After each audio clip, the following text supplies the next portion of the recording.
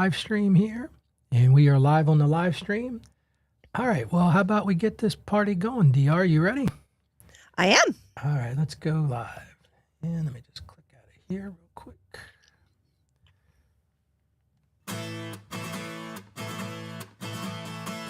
Well, good morning, podcasters. Today is Friday, June the 12th, 2026. And today we're going somewhere personal. We're going to talk about podcasting and the people in your life who have to live with your podcasting. It's going to be a great discussion today. So if you're listening on Clubhouse, hit the share button, top right-hand side of the screen, and share whatever Clubhouse lets you. If you want to join us live, go to podcastingmorningchat.com/join us. And if you're joining us via podcast, YouTube, LinkedIn, etc., please share this episode with a fellow podcaster.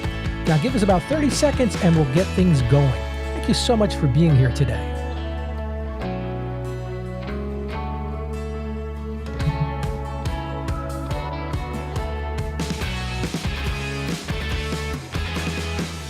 The Podcasting Morning Show is powered by Ironic Media, helping podcasters launch, polish, and grow great shows. And by Content Creators Accountant, helping creators build real business behind their content.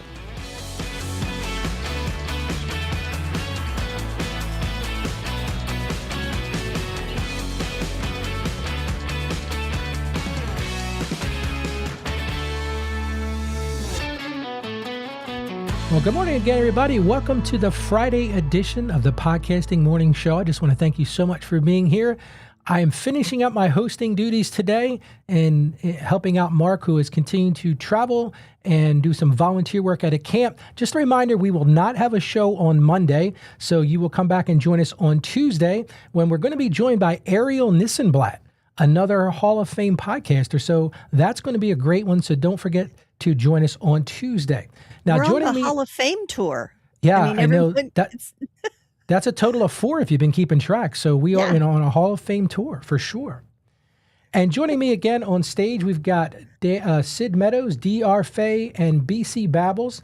And Dan from the audience has joined us as well. So today we're going to talk about, first thing we're going to do is we're going to do one of our Spotlight series. If you've been following the show, you know we've been asking for spotlights to be sent in. And this particular one is called At the Counter with the Baking Pastor. So At the Counter with the Baking Pastor is a gentle space for honest conversations about faith, grief, healing, and the hard seasons of life. If you ever thought I was the only one, there's a chair waiting for you at the counter. So I'm going to go ahead and play that right now. Welcome to At the Counter with the Baking Pastor. I'm Laura. Pull up a chair. There's no rush here. This season, we're sitting with the hard days. The ones that don't resolve quickly. The ones that change us in ways we didn't ask for. So for someone who's listening who feels stretched thin, they're still showing up, they're still holding things together and kind of faking it, but inside they feel like they are right at their edge. What would you want them to know about that place? If you're on the edge and you're on the ledge, the first thing I would say, the same thing I said in the song. Don't allow your circumstances to define you. It's okay. If you're going through what you're going through, it's okay that you're on the edge. But don't allow that to be your story. Don't allow that to be the end all to be all. Well, that was the Spotlight. Does anybody want to comment on the Spotlight submission? Welcome to hear highlights. The only thing I would say, and I mean this in the most constructive way possible, is that the audio on the guest was a little bit crackly. So the only thing I would say is, one thing, if you're going to use this as a trailer, it's probably a good idea to do a little bit of re-engineering of that sound. Did anybody else pick up on that as well? I didn't know that we were commenting on things like that. But yeah, if you run it through Adobe Enhance, the paid version is a million times different than the free version. I think it would really clean it up a lot. It would stop the vocal bounce that I'm hearing on the clip. So, yeah. Go ahead, Sid. I see you wanted to make a comment. Then I'll go to BC. So whenever you're promoting, good morning, everybody. Sorry about that, by the way. whenever you're important, but I could talk. Whenever you Words are are hard in the promoting, morning, aren't they? I know. Did I say Oh that out crap! loud? I never thought I would actually be the one to get that, but okay, here we are. So it's important to remember that whenever you're promoting your show, whether it's through a clip or in talking to people about it or sharing a video about it, whatever it is you're doing, it's really important to check in on your energy level and to be sure that you're creating the type of energy and vibe that your show creates, but also the type of energy and vibe that will want people to listen to it. And I think that the energy in this one was just a little bit flat for me. So I think Yeah, it's just important to check in with your energy. Thank you, Sid. I that think was a that's a good very insight. valid point. Yeah. Go ahead, BC. I know you wanted to make a comment. Then we're going to move on to our topic of the day. Yes, good morning. I feel exactly the same way as Sid does. The energy would definitely needed some bump for sure. She also reminds me a bit of my own client who is a post retiree, wants to get into storytelling now with their background and in being a coach. And there's something about the scriptedness of it. I understand this person probably is not accustomed to speaking on a mic yet. This might be a new venture for them, a new kind of venture for them. But, uh, and this is not me trying to hark on a new storyteller by any means, but I would say over time, try to become familiar enough with your own message that you don't have to come off so scripted.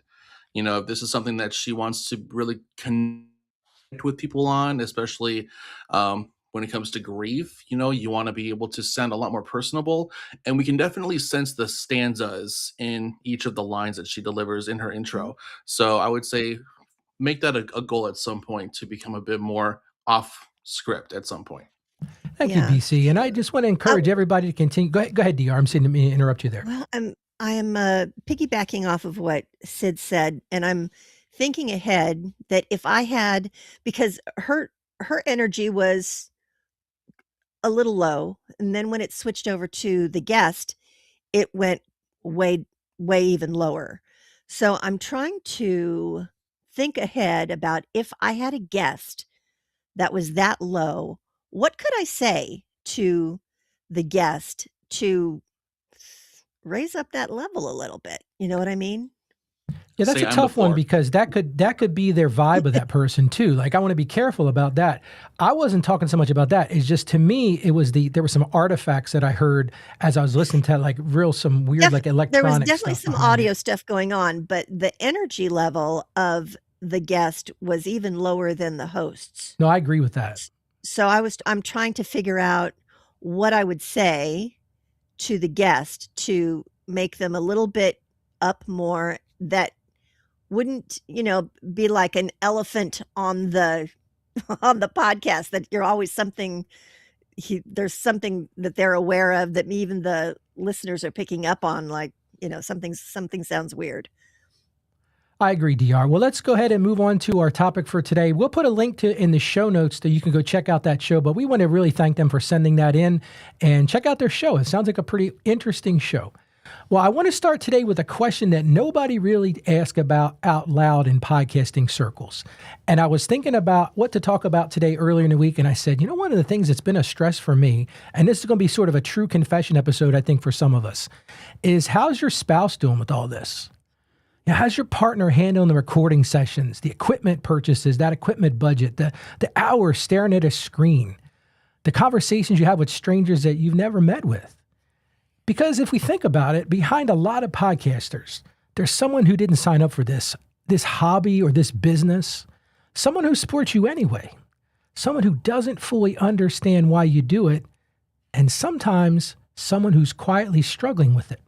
So today, I really want to talk about that. So to get the room warmed up, I want to get to where people are. I'm going to ask everybody to put in the comments, or you can actually come on stage and ask the question. I want you to raise your hands and tell me which of these would suit you. And the first one is this: my partner is fully supportive. They get it completely. Second one, my partner is tolerant. They don't always understand, but they let me do it. The next one is my partner has mixed feelings. It's a source of some tension. Or this one, I'm single, I only have to answer to myself. And then the final one, my family is my biggest challenge, not a partner.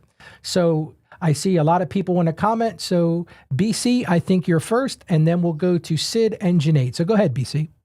I'm single and I answer only to myself for the time being. So I'm enjoying the freedom while I have it. I also want to say it's a really interesting dichotomy too, coming from the radio industry, where when you're dating someone who's a radio DJ, like the personal life becomes free game, right? But that's back when the company's paying for all the merchant, all the stuff to make the studio. With podcasting, you have to buy everything yourself. I wonder what that difference and shift in monetary responsibility looks like for everyone else. Go ahead, Sid. You're up, and then we'll go to Janaid. Well, I was putting a 1 because that was the number that I was identifying with. But I will say that my wife Teresa is extremely supportive and very encouraging of my content creation journey, because it is a journey. And so yeah, we don't struggle with this, because here's why we don't struggle with this. Um, she's an overachiever too, and she's very humble and very much an introvert, unlike me, which is probably why we've been married for 30 years. That and I traveled for 15 years of our married life, right? But she's an overachiever and is very well known in her industry. And I say all the time, she's all that in a bag of chips. So she's living this similar journey. She's just not as public as me, but she is very supportive, and I'm very supportive of her. And we learned a long time ago that if we were both going to have careers, then we needed to lean into supporting each other, and what our dreams and desires are. And so we've been successfully been able to do that for 30 years. Oh, I think that's great, Sid. Go ahead, Janaid. You're up. Good morning. I thought the options that you said were 1, 2, 3, 4, and we had to put 1, 2, 3, 4. So I picked the first one. Sorry about that. Good I morning, guess I could have everyone. been a little clearer about that. Good to be. But no, I do agree with Sid saying. Sid, the my wife's totally fine with it. She was like, because before I even stepped into podcasting, I would kept telling her, this is not what I want to do anymore. Like, I'm not feeling fulfilled in my job. I'm not feeling that this is fulfilling me. This is not something, you have that feeling when you're going through life, right? You have different phases. So when I switched over to podcasting, I was still working full time, but it was something that was giving me fulfillment in sharing my voice and getting out there. But then over time, I was spending a lot of time now. What's crazy is that both my wife and I, we both work from home. She travels every other week for work as well. So she totally understands the time and energy that it goes into making something successful. So I'm really, really fortunate to be with her, and we're going to be celebrating our 20 years in marriage. So super excited to have these supportive people in our lives is such a blessing that we don't think about it when we're in it. But then when you move back and look at it, it's like, wow, if it was somebody else, I wouldn't be able to do this. And having that communication between your partner is so important, because it puts a mental pressure on you as well. And Thank it you. doesn't help you get out your authentic thing. But I'm going to stop here. Thank you, Janaid. I also want to put a comment that we got in the live stream, and it's from Sambaza. It says, my partner is 100% supportive. They understand the podcast and are willing to help me in anything I want to do in the podcast. They even give me suggestions, which some have turned out to be awesome. So I thought that was a really valuable point. DR, it looks like you want to make a comment. So go ahead, DR.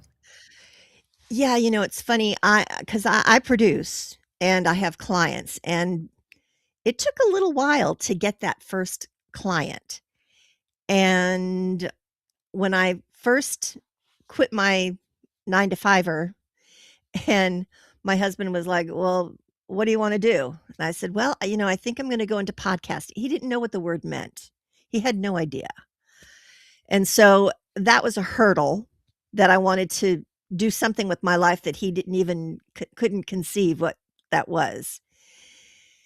And certainly since I've gotten my first client, second client, since I've gotten clients, that has changed. He is more on board with what I'm doing. He still doesn't know exactly what I'm doing.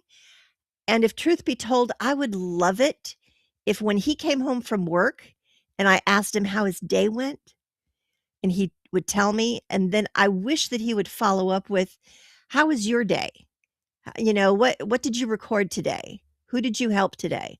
I would love it so much if he would ask that, and he doesn't. So, yeah, but we're we're safe. I mean, we've been together for over 20 years, so we're safe. All right, true confession time for Ralph. So this has been a major struggle for me, and my wife just doesn't get it. For us, it's been a constant source of stress.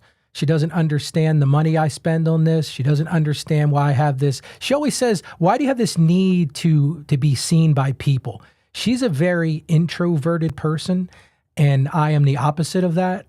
And that's been a challenge because she doesn't get it. And she's actually said to me times, "Listen, I don't want to hear about podcasting all the time." She said, "All you talk about is podcasting. All I hear is podcasting and podcasting." And she goes, "Ralph, I just don't care." And that's been hard for me. And Yeah, in full disclosure, we have a difficult relationship. And I say that I love my wife, don't misunderstand me, but it's been a challenge. And yeah, I think I need to be intellectually honest here. And that's one of the reasons I picked this topic today, because it's hard for me. And, it's been one of those things that, she tolerates it, but there's zero, I want to say, support. So even to the extent, like when we were traveling, she didn't understand why are you bothering to take all this gear with you, Ralph? Why are you doing this? Why are you doing that? I said, because I made a commitment. And I'm one of these people that follows through on my commitment. And she says, "Well, it's not really paying your bills. It's not doing this. It's not doing that." So I get where she's coming from, but it's been a real challenge. And so anyway, I just but wanted you've to share that. monetized a little bit, right? You've I monetized, have. Yeah, I certainly not have. as much as your ranch and everything as you've got going on, Right. but yeah, you have monetized, and the fact that you're you doing consultations for people who are podcasting. I mean, that's got to be worth something as well. People are coming to you for your expertise. So, does she recognize that you have an expertise in this genre? Oh, I think she's starting to see that. And I think there's a little bit of jealousy that goes on too.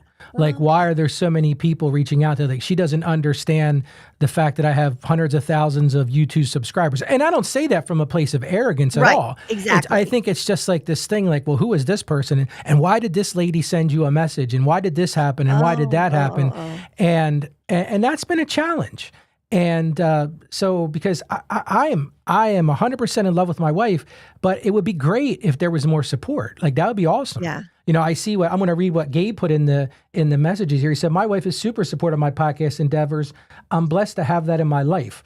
My past marriage broke down partly due to what was going on in live streaming and being a public persona." Yeah, Gabe, I totally get that. And I think that's hard. So I want to pivot to another question I want to ask the room. And then we've got actually some mailbag questions that DR is going to help me go through. But let's talk about what Bef- podcasting looks like in your household. Ralph, Yeah, go ahead. Go ahead, Janae. before you before you move on to the next one, on this question, there's an event that happens every year. It's called the Commitment Summit, and it's designed for people that are in this public space that are sharing content, that are content creators. But it's always designed as a couple, like a couple. Always couples are coming because it's not just a you problem, right, Ralph? There's a ton of people that are in this space. They're like, my spouse doesn't understand, my partner doesn't understand because they haven't walked the path of this personal growth, right? My wife didn't understand any of it 4 years ago until she hired a coach to lose weight herself, and she's going to this coach every single day. She's following all her stories on Instagram and she's learning all these things. She's like, wow, this is a lot of work that goes into it to be influencer, to make money income through this process.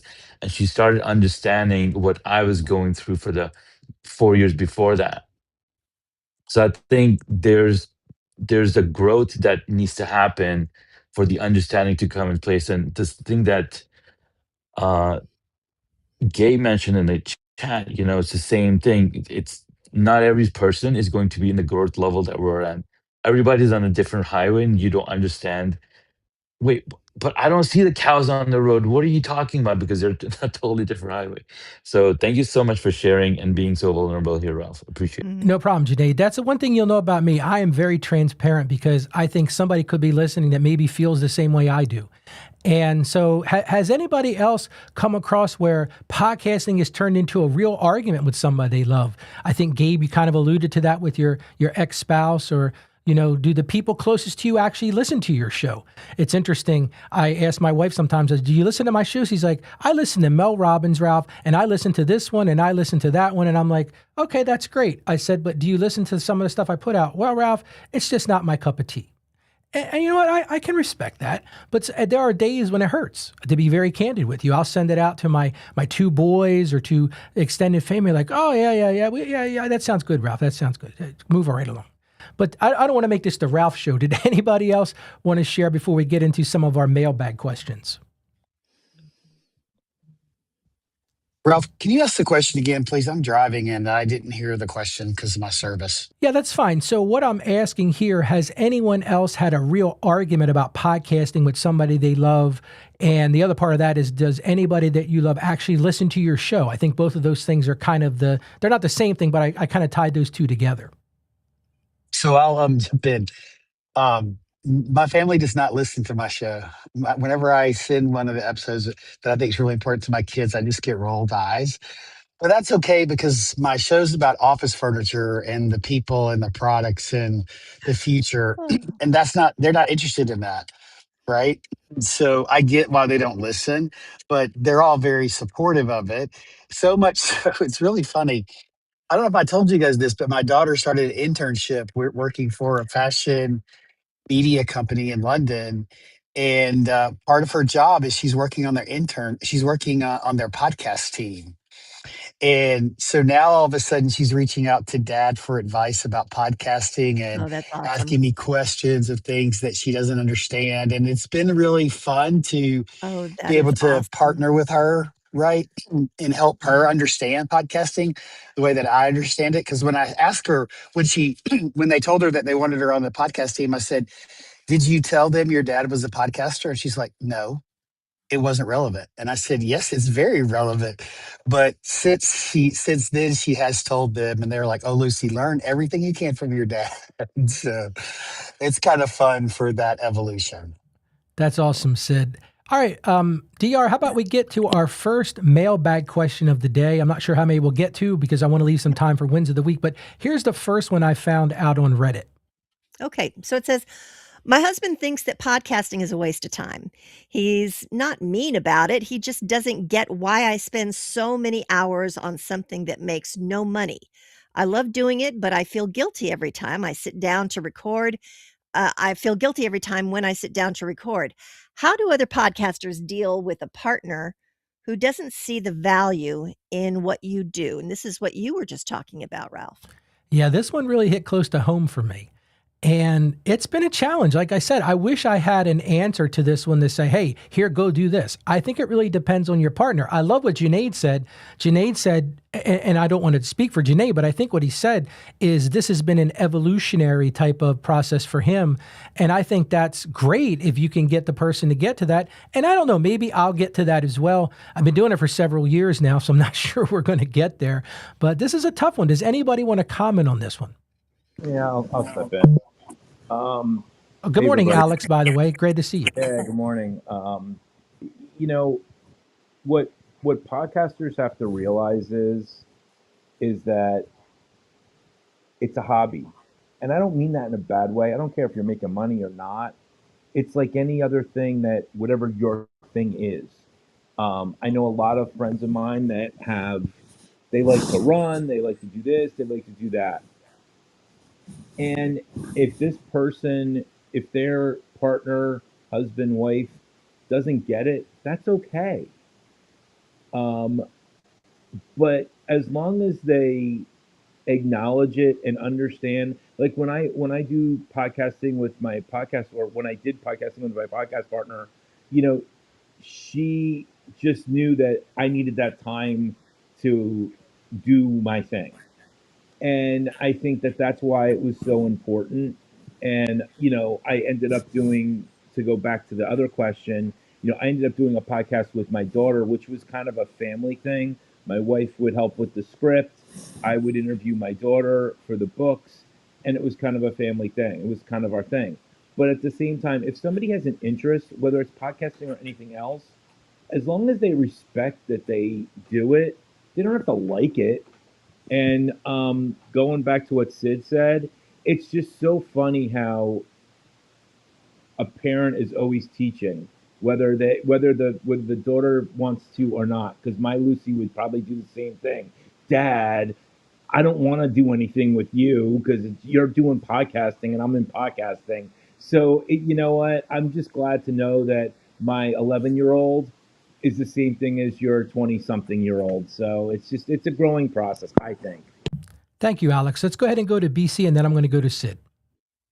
Yeah, one curiosity I have is for those who have a non-podcasting partner, are at the very least, is there at least one attempt to break down and translate what it is to your non-podcasting partner to help them alleviate questions, or just so they have a bit of a better grasp on what it is we are venturing into as podcasters? Well, BC, it's can funny. you break it down a little Go bit ahead. more? Can you I just want to make sure I understand what you're asking. I apologize. That's okay. Yeah. So we're talking a lot about how there's this language barrier between podcasters and their non-podcasting partners. So what I'm curious about though is that for those of us who have non-podcasting partners, are we at least at some point taking the attempt to break down and translate what it is we're doing, so they have a little more of a relaxed perception about it, so they're not so worried, not so many questions, they're more lax about it. So with me, my husband is in event planning. He's belongs to one of the biggest event planning businesses in the nation, right here in Nashville.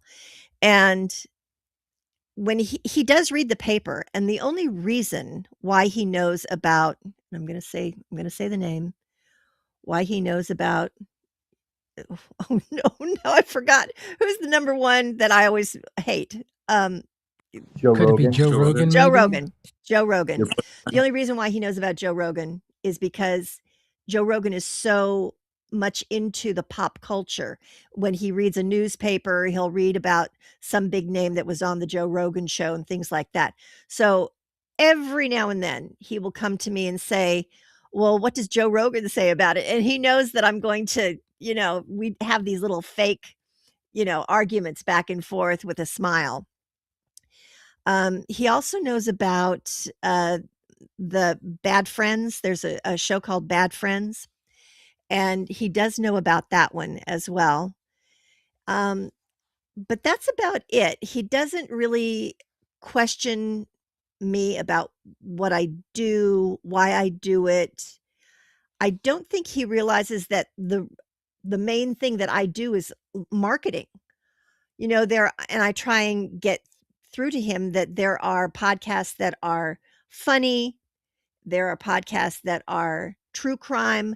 Those are not what I do. I help entrepreneurs market their business through their podcast. So it's basically marketing is what I do.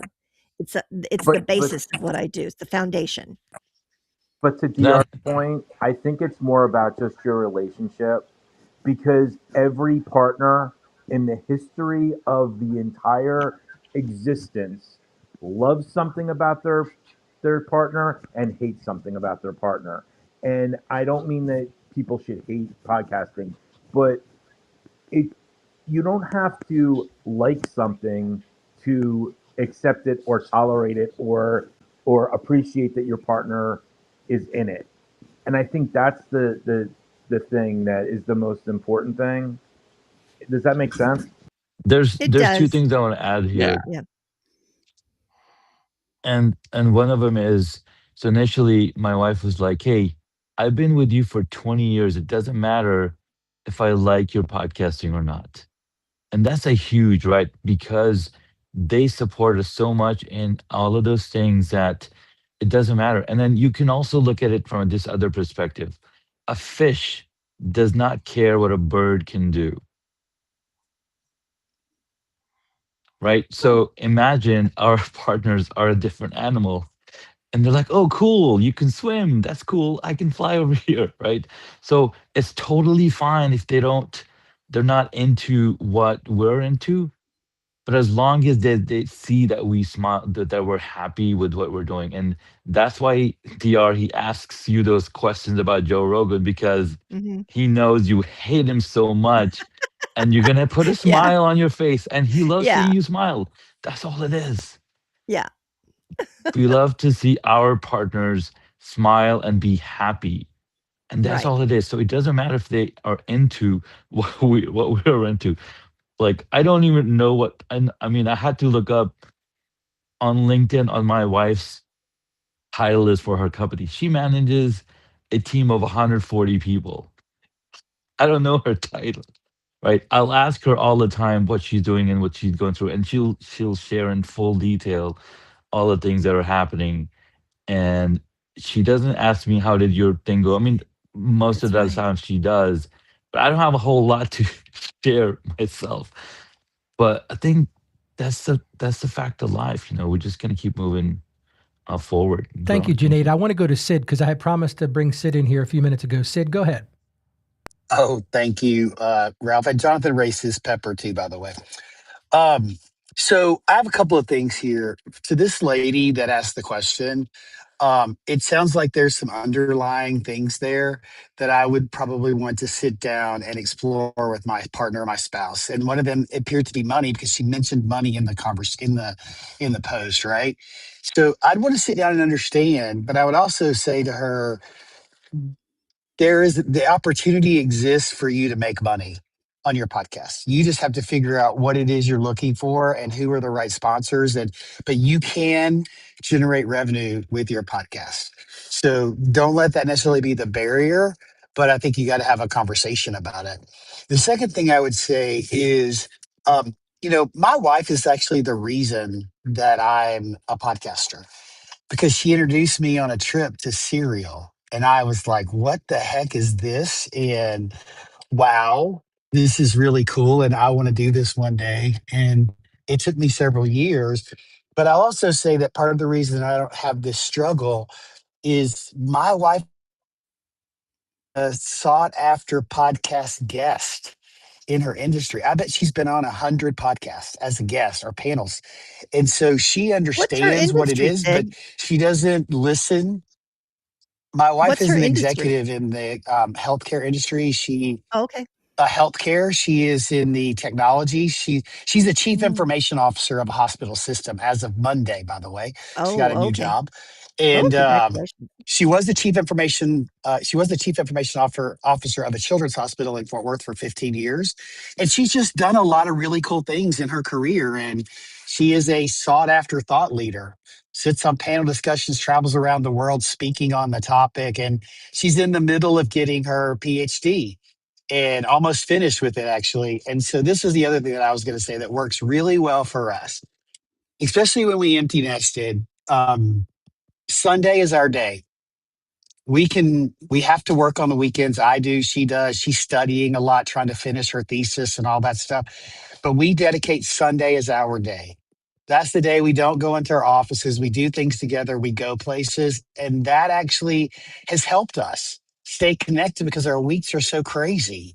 And so setting aside that time to just for us, I think would be really important for people to think about how can you step away from your passion, your craft, your Mm. podcasting and dedicate that time to your spouse, their Very, partner. The other very. thing that I would say, last thing I'll say is to Alex.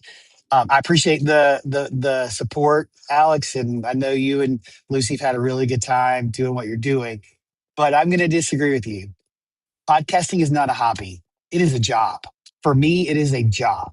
It is part of my career. It's part of my business. It's a key component of my business today. And so I don't view it as a hobby. I view it as something that helps me grow, helps me make money, helps my business make money, and helps support my family. I didn't mean to use that. I know, Jonathan, I just wanted to say this.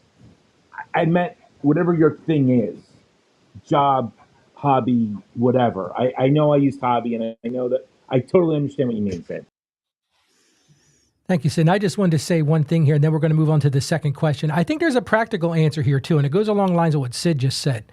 If you're treating your podcast like a business, then tracking expenses, building an audience, working towards revenue, that's a different conversation than I just like doing it.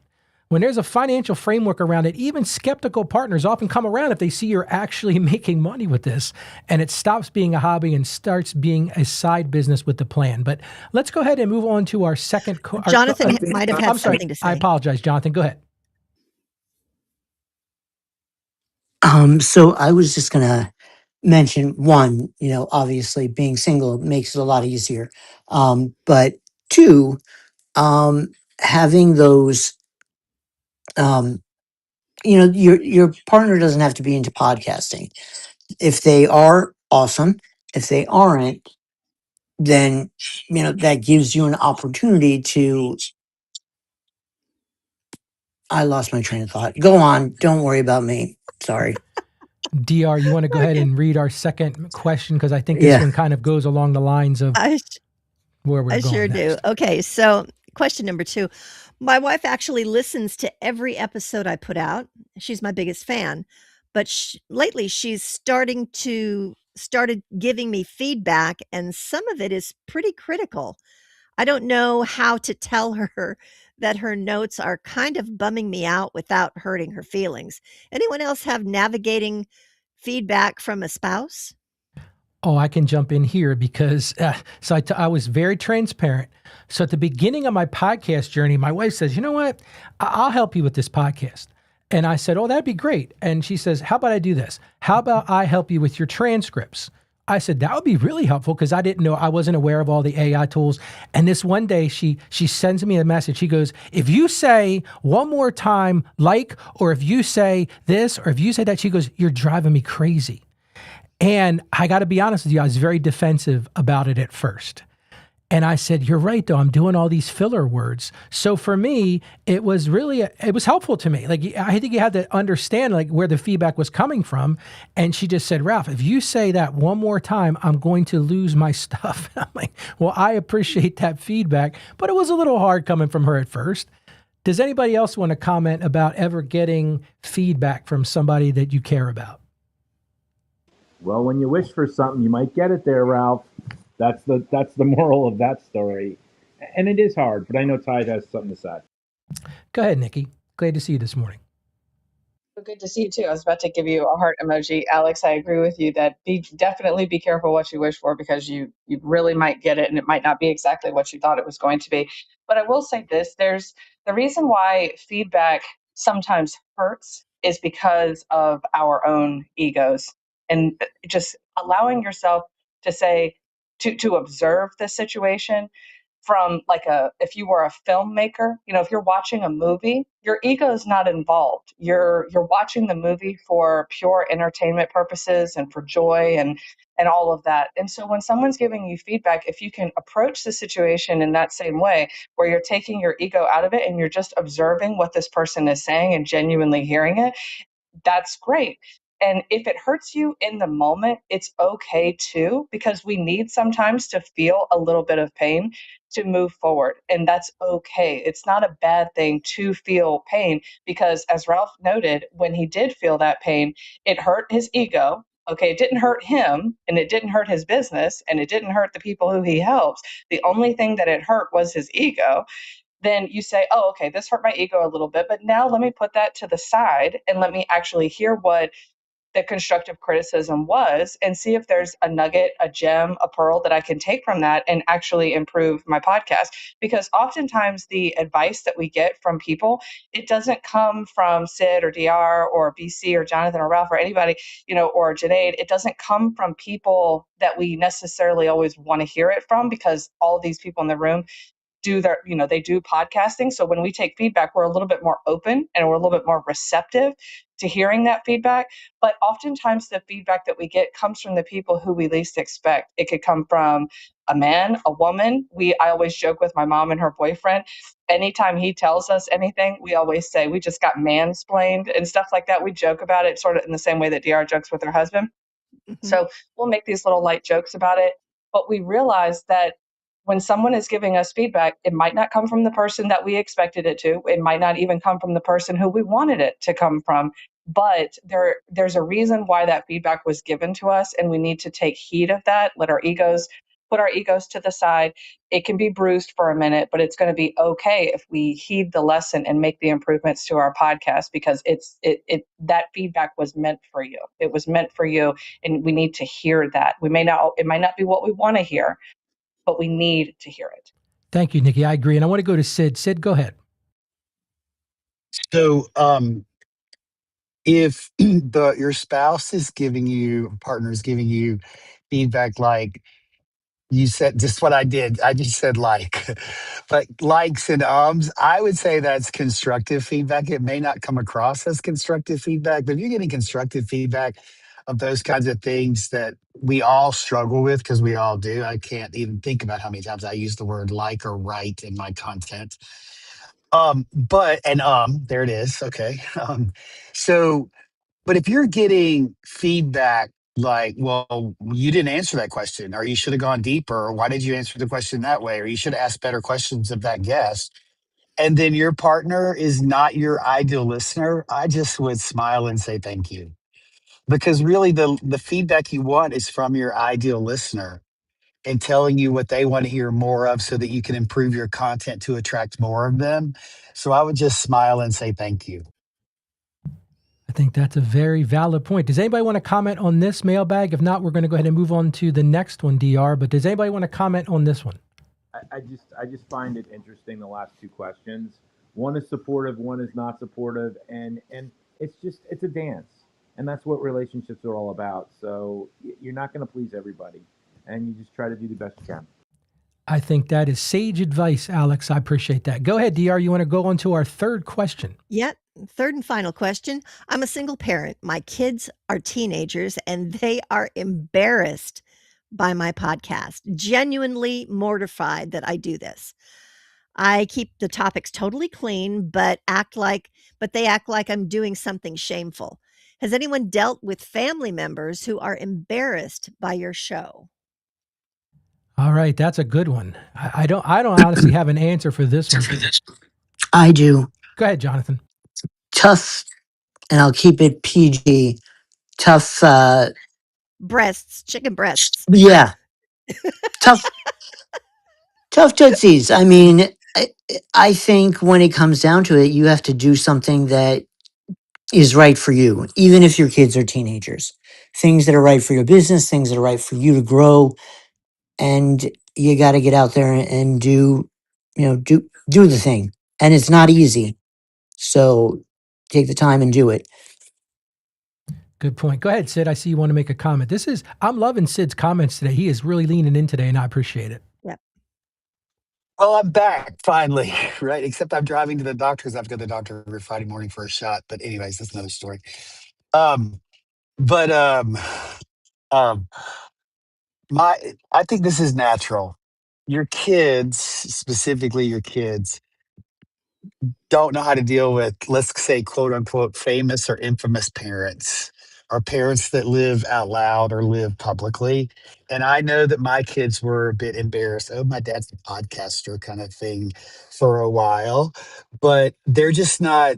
I mean, my kids didn't grow up around anybody in their family being a public figure or being infamous. I'm going to use not famous, but I just think it's something they have to learn to understand. And then when they see how much joy it brings you, I think that they start to change their perspective, or when they experience or they see what people are saying about you in a positive way, it starts to change their perspective. And I can tell you, almost every day, my son asks me about my podcast and how my podcast is doing, where before he wouldn't even acknowledge that I was a podcaster. So it's like Alex Mm. said earlier, this is like a journey you're on with your family, with your friends, with your partner or spouse. You're on a journey with them, and hopefully they lean in and they get to experience how much joy this brings you, and that they will start to support you in the way that we all really truly need to be supported. And I'm just very grateful that I have that support of my family.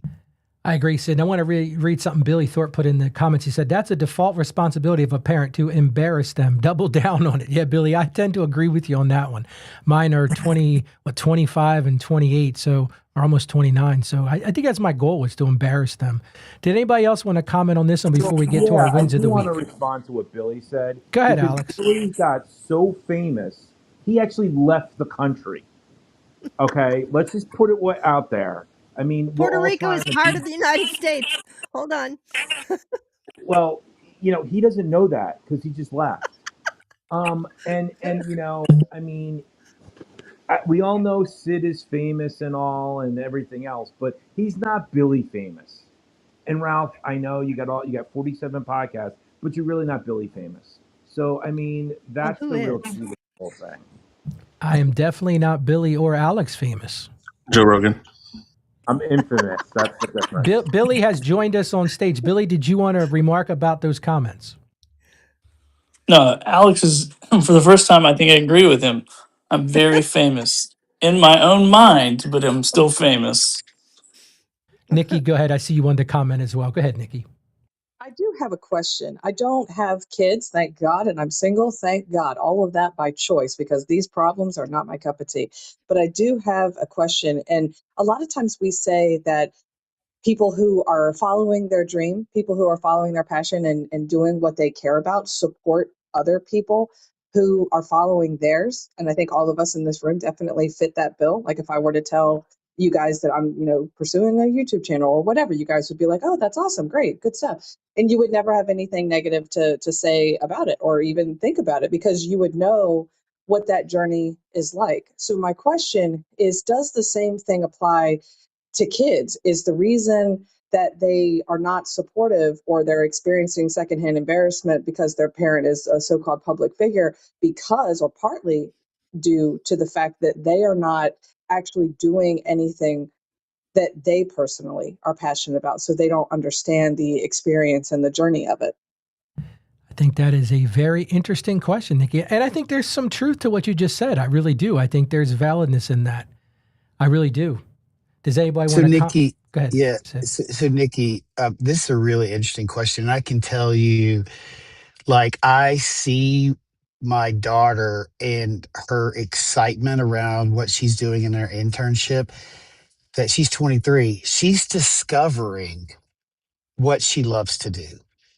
And she's really leaning into the things that she's discovering it. And I think that's the important thing, is we all had to discover what we really enjoy doing. 20 years ago, I didn't know about podcasting. And I would have, if you would have told me I was going to be a podcaster one day, I'd have laughed at you. Right. But it's a joy for me to see my kids discovering what they love to do. My son got to college and is thriving because he's doing and studying what he wants to study and really embracing all of his classes.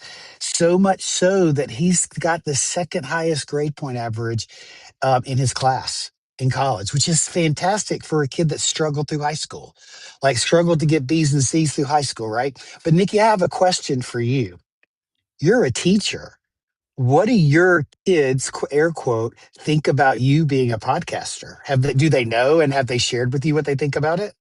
That is a great question. And so I'll tell you my experience. So I am a wide open book when it comes to entrepreneurship, the fact that I have businesses, I help people ghostwrite, a podcast, I have my YouTube channel, and I don't drop all of that information on them on day one.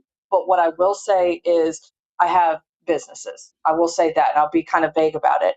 And then whenever the vibe is right in the classroom, I will drop a little bit more information. I'll be like, oh, yeah, I was just talking about that on my podcast last night. And I do it in a subtle way like that. And then they're like, wait, what? You have a podcast? And I'm like, yeah. And then they'll say, when I teach high school kids, by the way.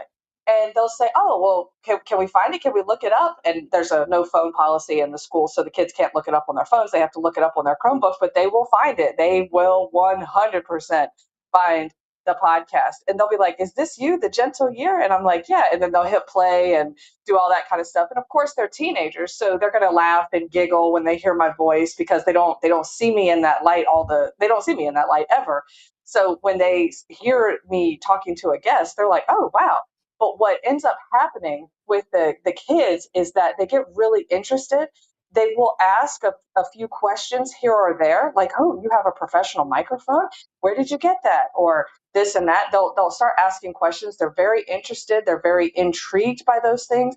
They typically, because they're Gen Zers and they're a little bit more reserved, and it's not all of them, but most of them are like that I personally teach. They're reserved. So they keep a lot of their observations and their thoughts to themselves, because this is a very harsh generation when it comes to the success of one another. They're not extremely supportive when somebody, not me personally, but of each other. They're not extremely supportive when somebody is doing something outside of the box. They will say things like, oh, who does she think she is? Or she thinks he or she thinks that they're better than everybody. So they talk, and they've learned the language of being a failure, and they've learned the language of being a loser, and they speak that language fluently to each other, unfortunately. So when they see a teacher who's doing something outside of the box, and they're podcasting, or they're running a business, or they're doing something like that, it gives them contrast and a perspective that they hadn't considered, because most of their teachers don't do those types of things. So in a lot of ways, they are inspired by it. They are definitely afraid of doing it because of the social risk factor that they may personally experience if they tried it themselves. This is a generation that is very um, attuned to playing it safe. They want to play it safe, but they do feel inspired by you following your own dreams as a teacher. They'll always ask, well, what are you going to do this summer? What are you going to do over spring break, Miss Hernandez? What are you going to do over the weekend, Miss Hernandez? They want to know what you're doing, because secretly, even though they don't say it out loud, secretly they want to see you win, because it inspires them to feel like they can do it too. They just don't say that out loud. Nikki, thank you so Nikki, much. I have a follow up real quick, Go Ralph. ahead, Sid. Then we got to get to wins of the week. So everybody get ready Yes, with their wins. yes, sir. So, Nikki, it would be fascinating to follow your students' journey in life, to see how many of them you inspire to step into doing what they love to do, into being a content creator, into being a podcaster, because you're sharing so openly the way, and you're fueling curiosity with them, which that curiosity could lead to something great. So I hope that you will follow along with them, and then come back and report when one of them becomes famous.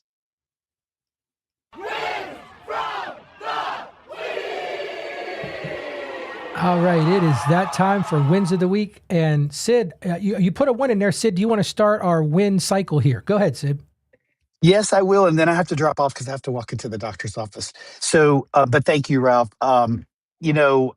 This has been an amazing week for me. So this is the week of the year that we have our really big furniture convention in Chicago called NeoCon.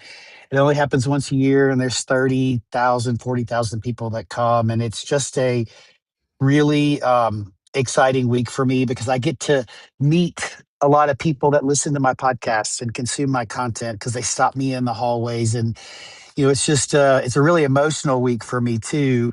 And this week, one of the things that was really special for me is I got to visit with and take a picture with almost every one of my sponsors, because they were all there except one of them, and it just really helped to deepen the relationship.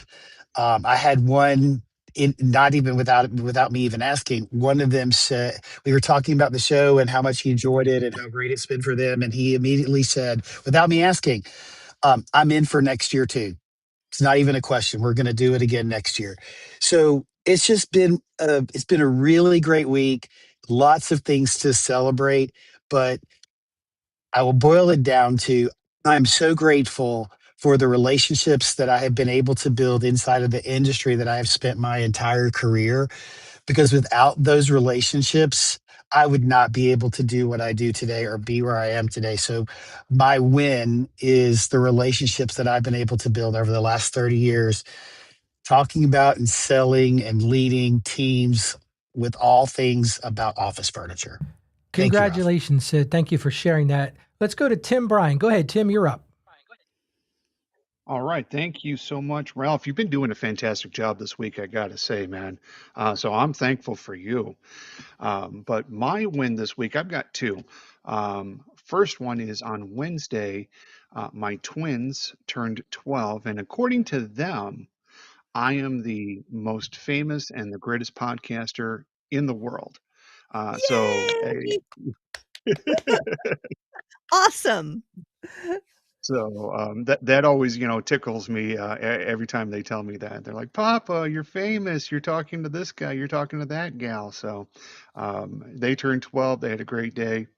And then this week, I had two people reach out to me for interviews on one of my podcasts.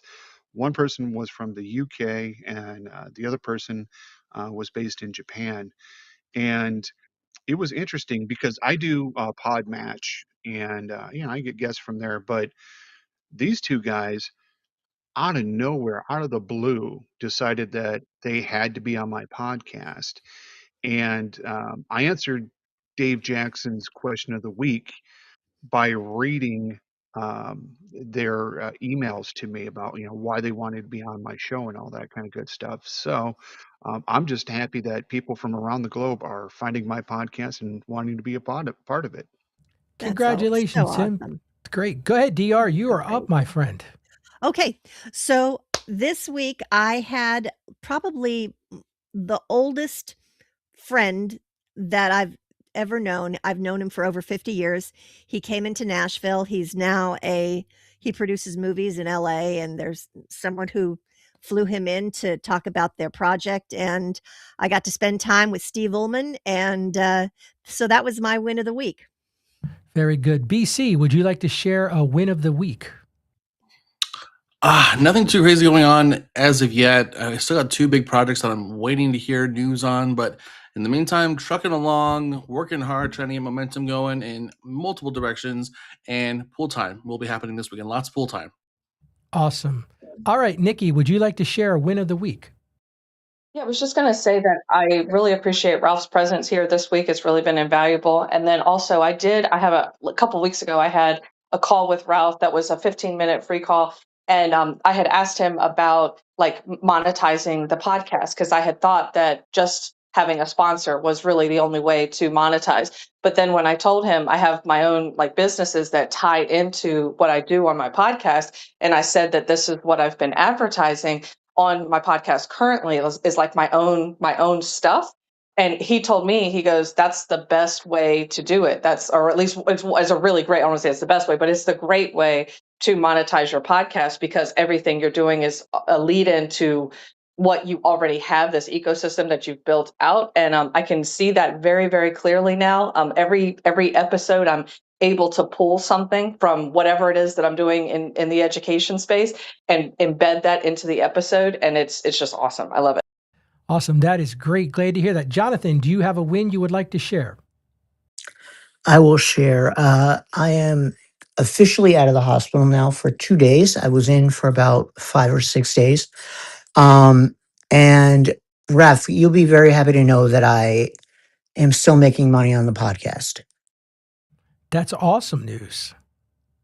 Well, thank you, Jonathan. I'll share. I got 2 wins this week. Number 1 win was getting to meet my grandson this week, which was an amazing thing. And last night I wrote a song for him, and it's going to be released on iTunes, on Spotify, on iHeartMedia, and it's a lullaby from grandpop to grandson. And I can't even listen to it because I just break down crying. But that is really my win of the week.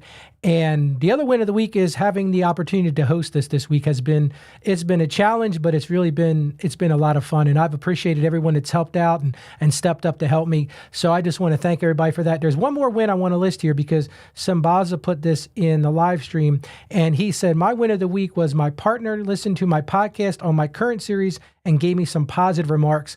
I love it when I get to receive comments from her as we discuss about the podcast. So Sambaza, thank you so much for sharing that. That goes right along with what we talked about today. So again, don't forget, no show on Monday.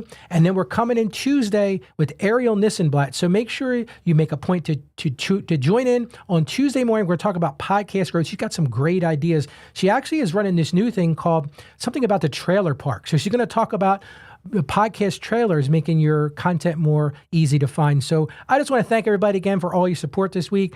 And whatever you do today, make it a great day and make it a great weekend. And we will see you again on Tuesday. Be well, my friends.